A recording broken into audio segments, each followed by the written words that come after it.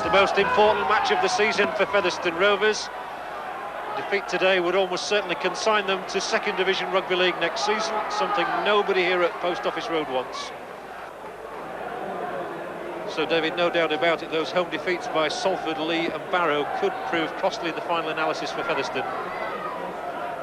They can, because they really were doing well mid-season. They had that fine run of wins, and to suddenly see it all go wrong must be very worrying for Peter Fox.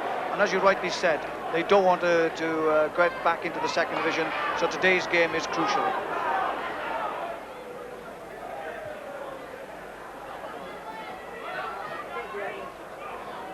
Mumby's kick. Alan Banks, just managing to take it, and then passing the ball out to fullback Chris Bibb, who David Hobbs can't bring down, but Roger Simpson can.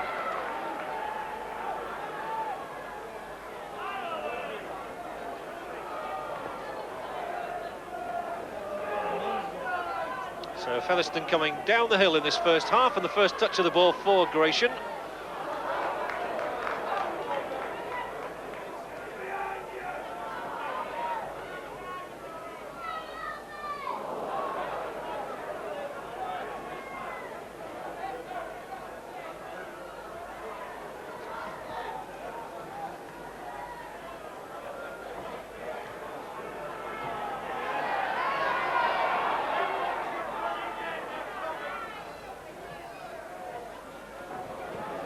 A useful kick is that, and Richard Francis has to go back a long way, and it'll just go dead, so it'll be a tap on the 25.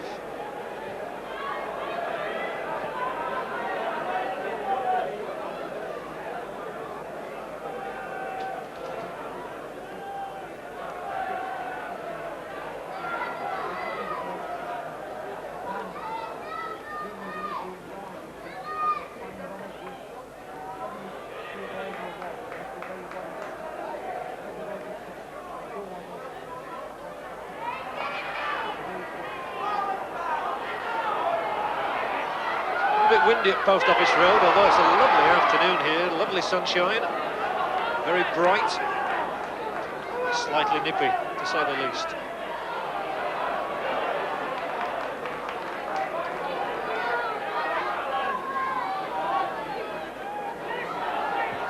An easy one for Keith Mumby to take, and he must have played here dozens of times, and it's a knock on by Derek Fox. So even the best players can be a little bit nervous, and Derek Fox, player of the season here, as he always seems to be at Featherstone Rovers, showing maybe a sign of nerves there. I think they have to be, because it is a crucial game, and he knows more than anybody else the pressures that they're under this afternoon to win in front of their home crowd.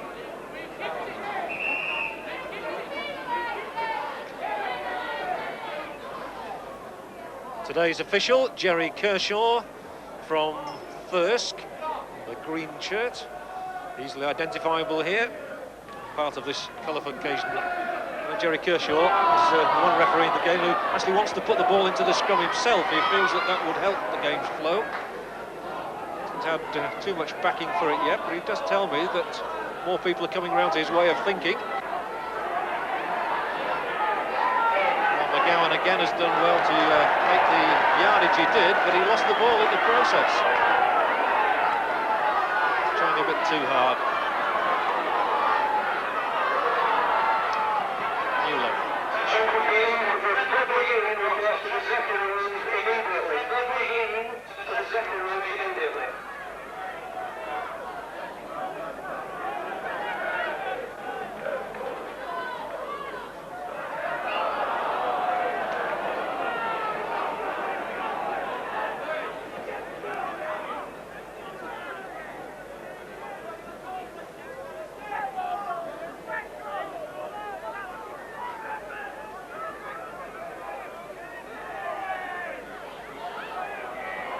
Bradford really have had a hoodoo sign over Featherstone in recent meetings.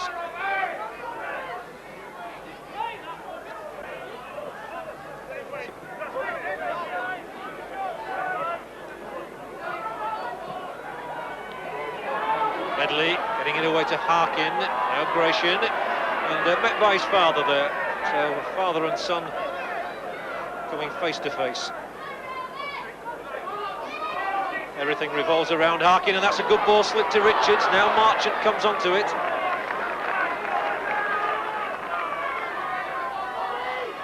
Wasn't sure which way to go, and he went on the short side. Richards gives it to Richard Francis. Only about 5 yards out. Francis, who's enjoyed his best try-scoring season for Northern. Harkin, Hobbs puts the little grubber kick through, disappointingly as well. Nobody had a hope of catching that one. No, there was very little pattern. Both sides at the moment are making hard work of anything they're doing, and that kick ahead most certainly wasn't for anybody to get close to it. That's all it did really, was give Featherstone a new start to the game.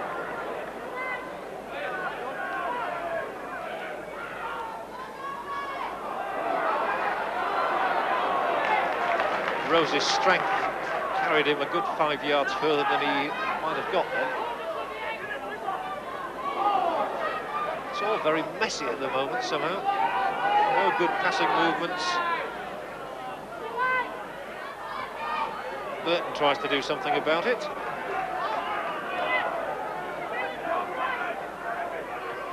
This is the man that Featherstone always look to, Fox. It's a good kick from him. They do know the importance of the occasion, and it's bound to have got through to them. Well, yes, it is. They don't want to see themselves again in the second division next year. As you rightly say, Bradford are only worried about what position they can finish in the top 8. But really, Featherstone have really got to start working hard. They must realise now that it is important. They've got to get points on the board playing down in this focus. Oh, the boy, a strong one against the head. Now this does give Featherstone a chance, a good chance as well, as the ball is reversed inside here for Newlove. So they've 5 more tackles, and they really ought to make something of this. Manning, who was a target for Bradford earlier in the season, he eventually left Keighley for Post Office Road. Trevor Clark, Fox, Fisher, rangy loose forward. He got a couple of tries against St Helens when we were here earlier in the season. Fox again. 3 is Richard Davis, former Bradford Northern player. Chris Bibb looking to get up in the line, but the ball went the wrong way for him. Still there are chances. Gary Rose now, taken by Hobbs, by Medley. Last tackle, so Featherstone, the little chip through. That's right, I think they're afraid to get caught in possession on the 6th play. The ball, I can understand that because of the handover, but some of the kicks have been totally aimless and haven't given players in their side any chance at all of getting up with it.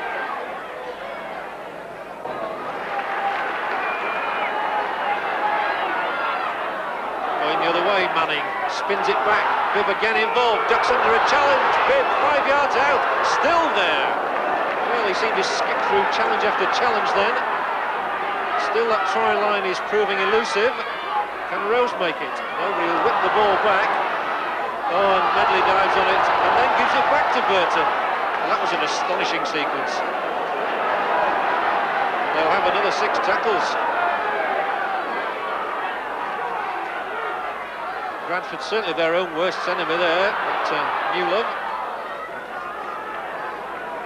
Well, Medley had done the hard part, he'd got to the ball and then he gave it back to Burton, but here's Manning, and he might make it, Willie, and it's kicked dead. Jerry Kershaw looks to the touch judge, and he was impeded in going for his kick through. Manning kicked ahead, and a penalty is awarded to Featherstone. He might have been looking for a penalty try. Yes, I think he was in that circumstance. I think he was very unfortunate because he definitely put the ball ahead and he was knocked as he followed it up, which gave him little or no chance of ever getting to it. Again, they rely on Fox, and the next surging run is by Smales.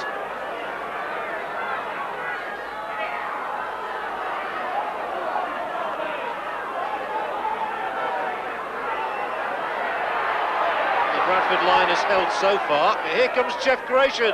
Can he make it all the way? Oh, the great battering ram. And he won't mind me calling him that. Held short. Oh, there must be a try for Featherstone, surely, if they can get this ball away. Manning again, and Bradford continue to hold them. But Newlove backs it over in the corner, and the referee looks and points, and Newlove has the first try of the match for Featherstone. Paul Newlove, 21 tries, and that could be very, very important. Well, Bradford have contributed to their own downfall here. They've done very little at all. They held back the tackler. There's 3 men in there. Derek Fox here, I think, might have done more on his own.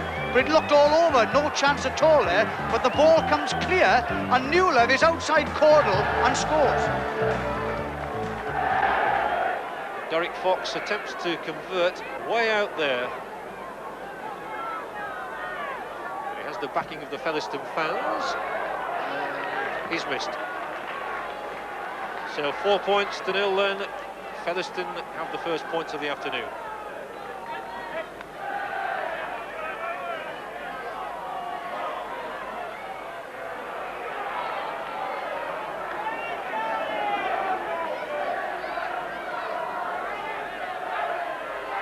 Fox to Gratian.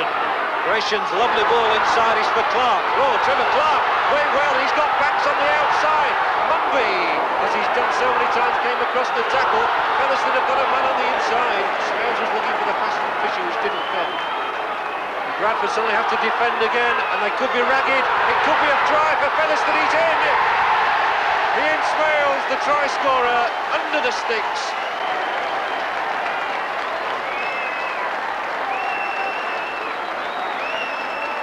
Ian Smales is the man to dive over for his 10th try of the season. Well, they really came well. They've come the length of the field to get into this position here, and this really was good running. He wasn't held in the tackle. Smales went over under the post. What a good try. This should be a simple enough kick for Derek Fox. 2 more points. And at 10-0, Featherstone are a lot happier than they were a few minutes ago.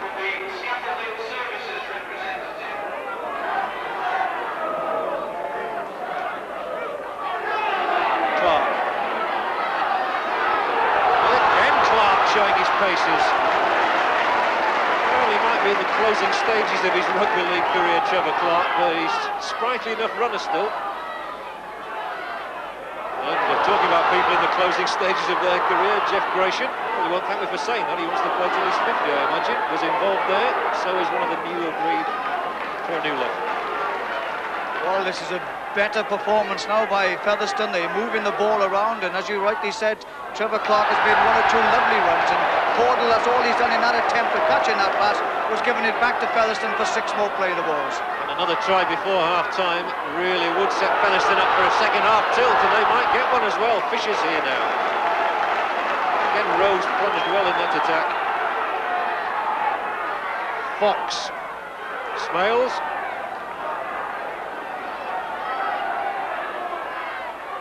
Fox and Gratian try and work things between them, and Gratian with 6 minutes to the break clings onto the ball for dear life. Clark, chances now, Manning, and Newlove is strong. Not strong enough though to get over this time.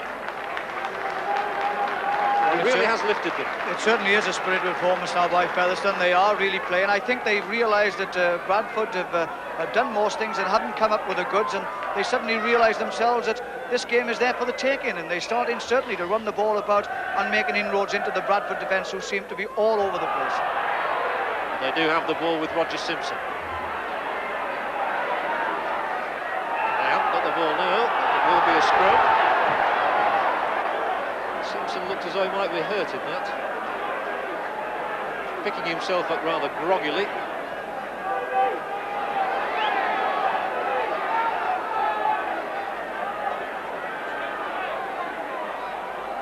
Harking to feed the scrum, and I can use that phrase nowadays.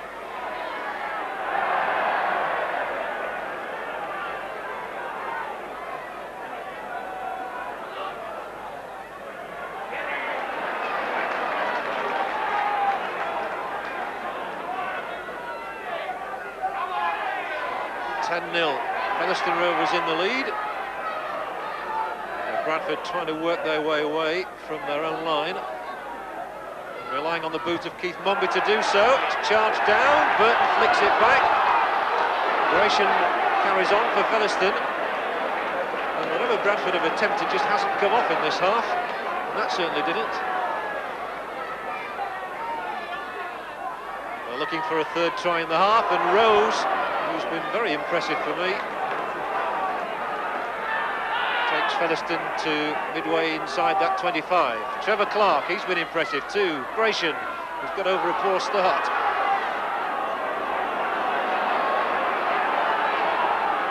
Got 3 tackles to go. First man in is Burton.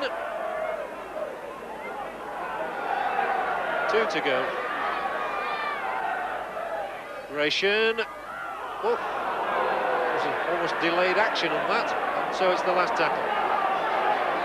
But they'll still try for something, and they might get something. They do. It's a Derek Fox drop.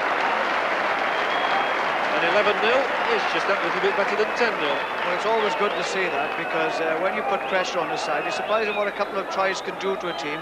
They've really come into the game. Just watch this. They've been pushing away at the Bradford line now, and Fox decides he's got to do something on the sticks. And look at that drop goal. Perfect.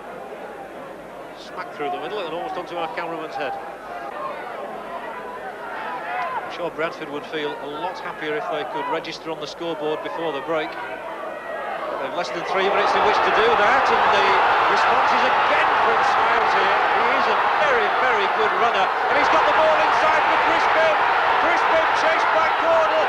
He won't make it though, won't Cordell, but Bibb will.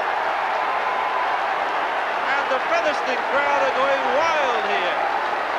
3 tries in the closing stages of the half. Bibb's 16th of the season. No more than Featherstone deserved. Well, what a try this is. A long kick out came up the field. Banks ran it out from here, and Smales, in familiar fashion, really sprints down the middle of the field, breaking the Bradford defence.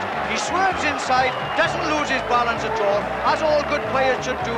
Bibb follows up, and now he's warding off the wing passes and goes over for a remarkably good try. Derek Fox. Yes, it is. 2 more, 17-0. And Featherstone couldn't possibly have dreamt of being in such a strong position even 10 minutes ago.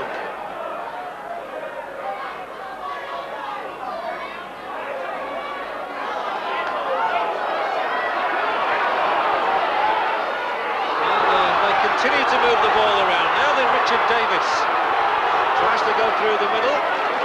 Was tackling better that time.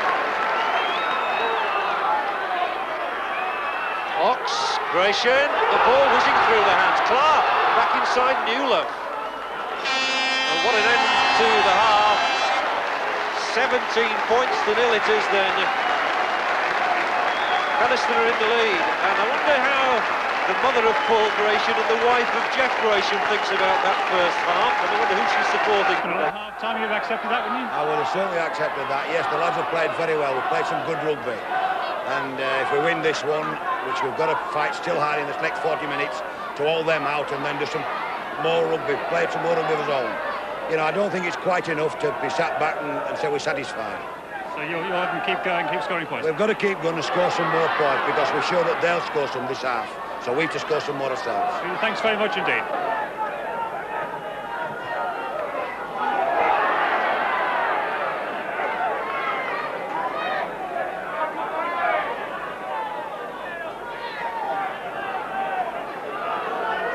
So can Featherstone be as striking up the hill as they were in that last quarter of an hour down the hill? Here's Jeff Gratian. He's played up this hill a few times, that's for sure. In both colours.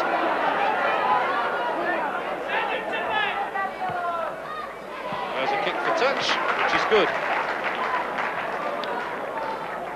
So let's have the statistics from the first half.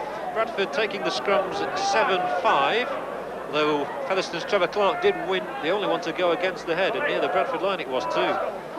The penalties, Bradford have conceded 5 to Featherstone's 2, and the errors in play, Featherstone made more, but they saw more of the ball.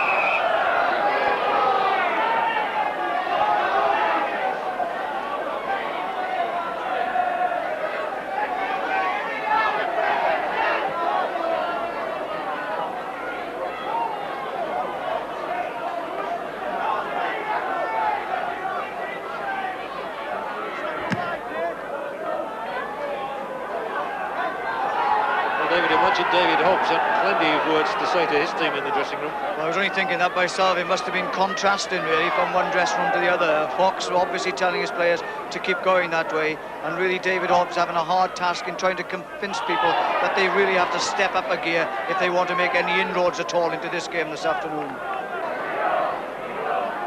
Paul Gratian might be hurt too here, I think he is. And Jeff Gratian is there with him, so father and son. Father's up, he's all right, and I'm sure he's inquiring about the health of his son. Bradford were thinking of bringing on Henderson Gill anyway, but it's unusual for an opponent to have to worry about the opposite number. That's right, really. It was a crunching tackle, and it just goes to show that there was nothing, no bars were held in that situation.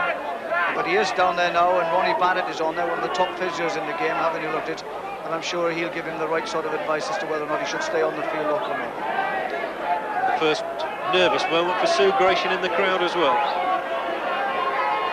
He's up, and it's nice to see father helping him up, but Paul Gratian is coming off and might not play any further part in the game, one imagines. And Jeff Gratian is a good dad as well, anxiously looking to see that his son is going to be all right. Not what he would have wanted. Certainly isn't, and he was providing some of the firepower in Bradford's pack, was young Gratian, so it'll be interesting to see how they cope without him. Henderson Gill is on for Bradford Northern, but it's Featherstone now, and Bebu got an excellent try before the break, joining the line. Rose.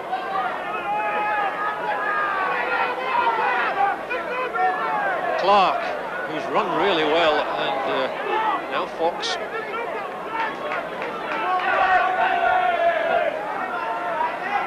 Tim Sharp, taken by Smales, and Smales does well to whip that ball away over to Alan Banks, who comes in field. Bradford are being stretched again, Sharp showing it and not giving it to Rose. But the handling really excellent there, and here's Rose once more. He's had a storming game in the front row. Last tackle, could be another Foxtrot goal. He's got the space for it, and he's going to have a go for it, and he's going to score with it. So that's a captain's part, isn't it? They put all the pressure on, they play some very good football, very enterprising, moving the ball around, causing problems for a Bradford side. Keeps the pressure on, drops the goal, comes away with the point. Most important.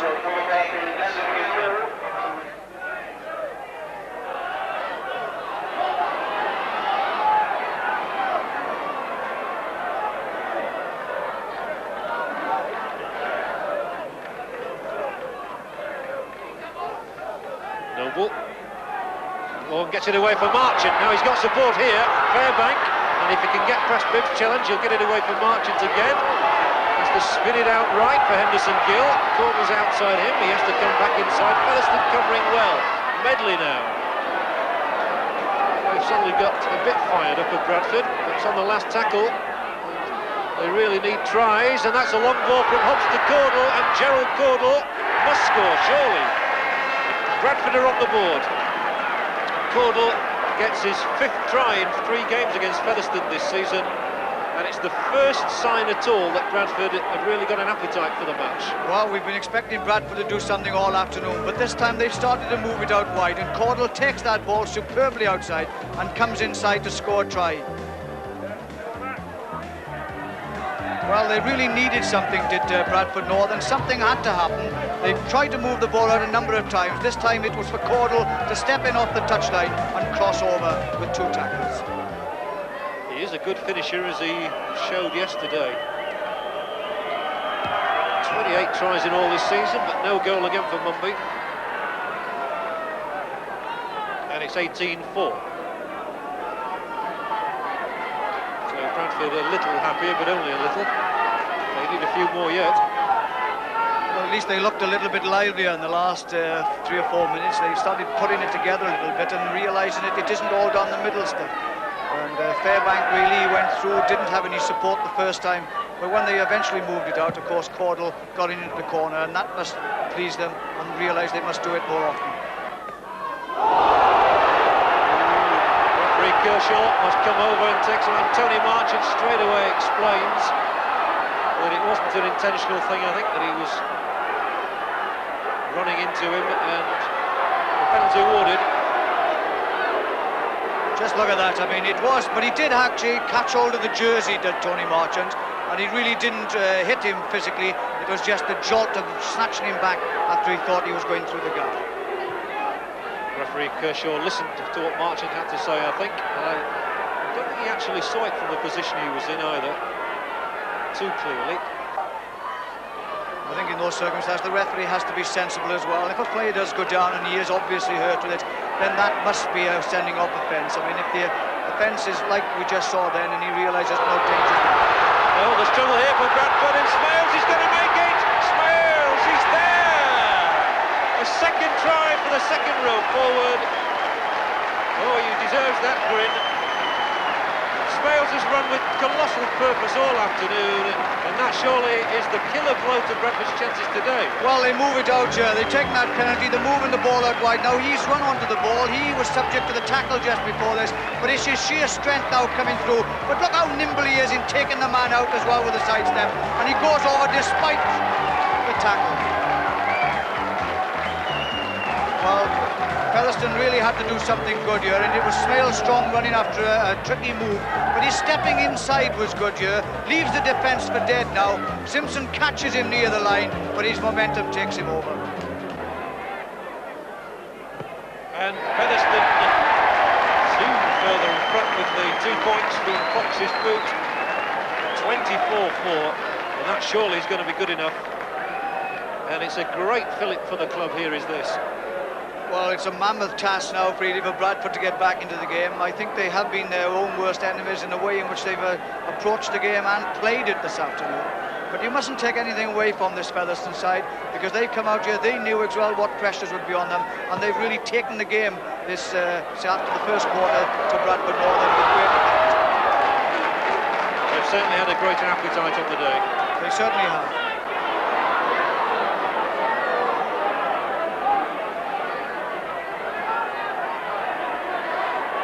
Tries to run it out. Torn, he's lost the ball.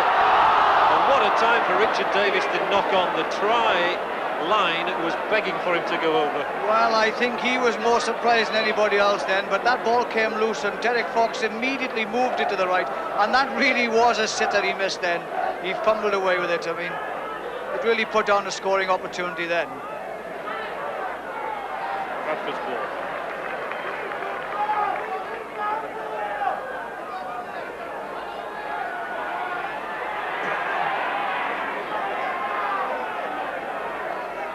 And that is really happy reading for Featherstone fans, and the gulf is as great as that scoreline reflects.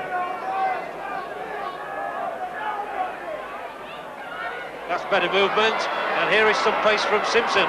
He's so quick, he really is. He's like greased lightning. He was going the right way then down the hill as well. And they've held him down in the tackle, which happens so often.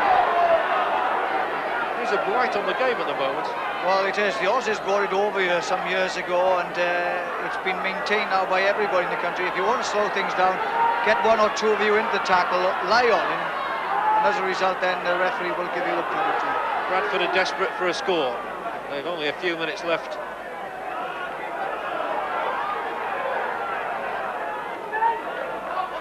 Hobbs still trying to work that ball out.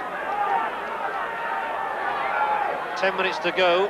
They're 20 points behind. But Harkin tries to get Medley in, and he's there. Medley's in. A try for Bradford Northern. Paul Medley, the scorer. And that was a lovely ball delivered by Paul Harkin. Paul Medley's 12th score then, and a simple one. Well, you have to ask the question, why didn't they do it more often? As soon as they start moving it out wide, Medley, who has been full of running, hasn't been given many opportunities, really skates through the defence, makes it all look so easy.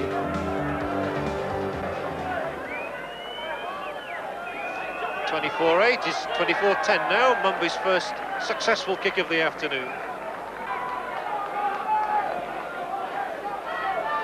Well, we've said all afternoon, Bradford must move it wide if they want to do anything at all, and they do it again here. A lovely pass from Paul Harkin. Medley, full of running on the outside, skates through the defence.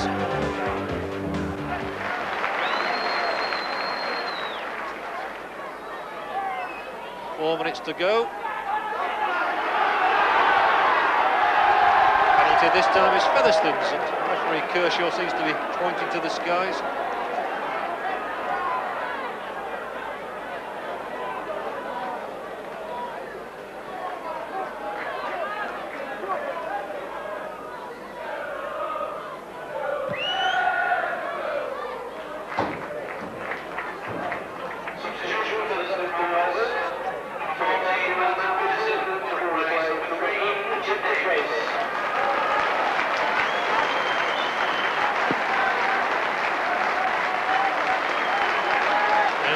Substitute for Featherstone coming on is Martin Pearson, a youngster from Charleston who had a couple of first-team outings last season.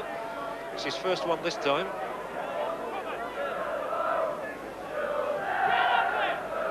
It's been a really hard-working performance from Featherstone, the sort that one expects from this club. And makes it all the more of a mystery how on earth they lost to Barrow in particular this season. The only team to have been beaten by Barrow all season. How did it happen? Fox keeps them ticking. Gratian gets the ball away to Manning. Lovely movement along the line.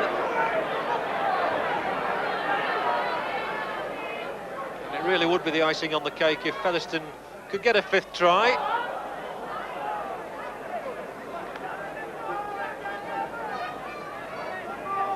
.24-10 is comprehensive enough for the moment. Marchant got out of the tackle, keeps going as well, Marchant. Well played by him, and he's got it away. Francis, oh, Richard Francis might make it all the way for a sensational score for Bradford. Richard Francis, that's one of the best tries I've seen all season. He's gone 60 yards, Marchant started it, Francis certainly finished it, and what a way to finish it as well. Well, Bradford known that they haven't played as well as they can play. They haven't moved it out much at all, but first times and the times that they have moved it about, they've done something about it. Now it's Marchant that starts coming back in field. He starts pushing off defenders and then slips the ball to Johnson on the wing. Now just look at that, Francis. And Francis comes forward down the field, and that is really grace and style. Sheer speed takes him away from all the opposition. Half caught, but no doubt in the try. Splendid try, and the goal from Mumby makes it 24-16. I still think it's too late for Bradford to do much about the eventual outcome, but at least they've made it look a much more respectable scoreline. Well, we've said all along that they must move the ball out, and the times they do it, they've looked good. Marchant shrugging off tacklers here, but look where Richard Francis is in this movement. He's way behind at the moment, but he watches how Marchant is knocking people off. Then he picks it up, streaks away from the defence, runs at an angle, making coverers have to run that much further. They give chase, and they nearly do catch him, but it wasn't to be. We're already in injury time. Featherstone 24, Bradford Northern 16. Huge kick, which Mumby fields, as he's done over the years, in exemplary fashion. So that's it, and two precious points indeed for Featherstone Rovers. They now have to wait the results of others, but at least for the moment they've overhauled Sheffield and they've overtaken Lee as well in that league table, and the Featherstone fans here will be hoping and praying that the 2 points they've picked up from the 24 points to 16 win over Bradford Northern will be enough to keep Featherstone in the first division. They do have to play Leeds, of course, on Good Friday, a match we will be showing on Scrumdown, but today this was good enough. 24-16, tries from Newlove, 2 from Ian Smales and 1 from fullback Chris Bibb, along with those great efforts from Derek Fox, 3 goals and a couple of drops. Bradford came late with tries from Caudle, Medley and Francis, and a couple of goals from Keith Mumby, but they came too late. 24-16 then, and the man of the match is in the Featherstone Rovers dressing room, David Watkins. Well, the Stones Better Man of the Match award this afternoon goes to Gary Rose at number 10.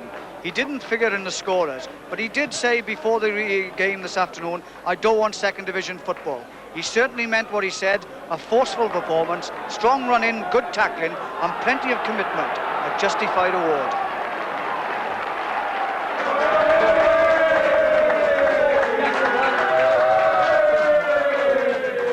Congratulations, Gary, and you most certainly helped Featherstone's cause in saving you for the First Division this year. Well, I moved from Second Division Keighley to Featherstone for First Division Rugby, and I'm just glad that we got 2 points today, and hopefully we can stop up like with this last game at Leeds and get another 2 points off Leeds like we did in there. Well, congratulations, a well-deserved award. Thanks very much.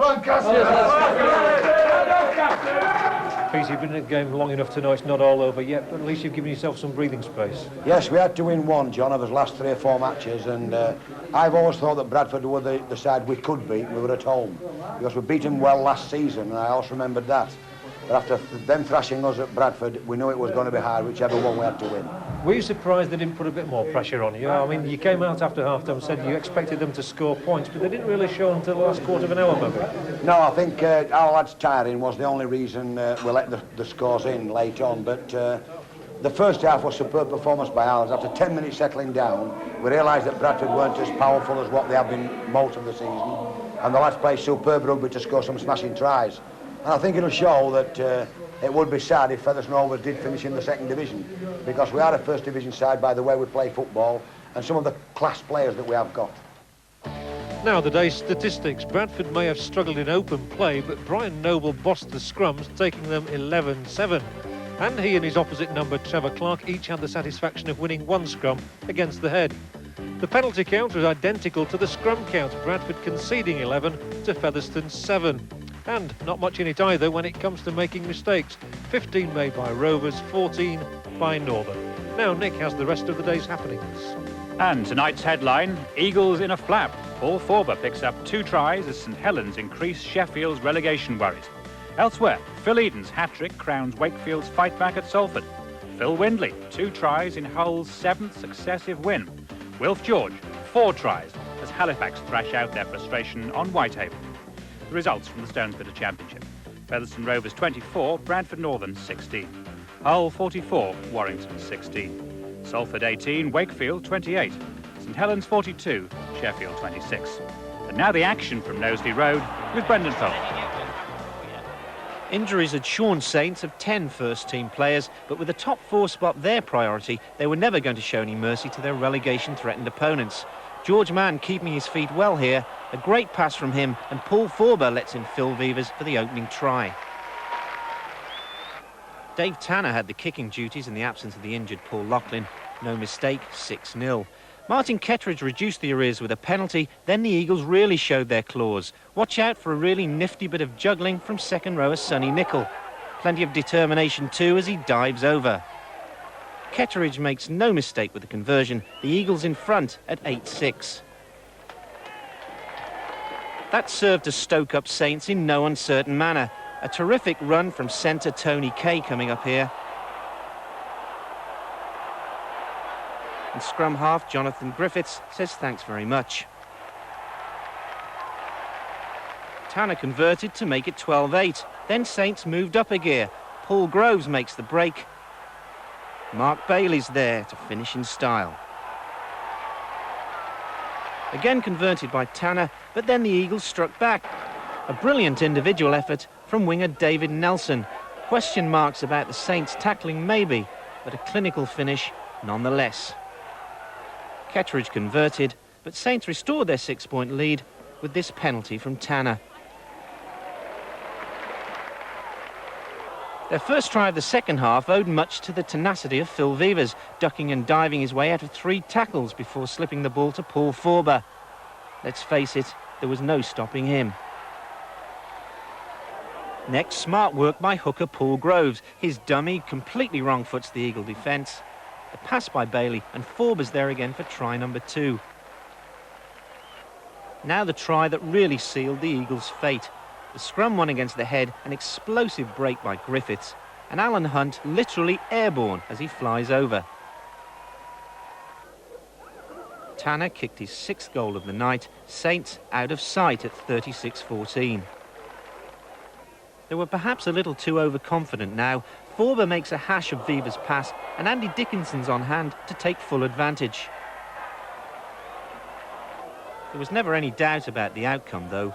Vevers again the provider, and George Mann barges his way over for Saints' 7th try of the night. Tanner converted yet again, and though the Eagles snatched a late consolation try through Kellett, the final score was St Helens 42, Sheffield 26.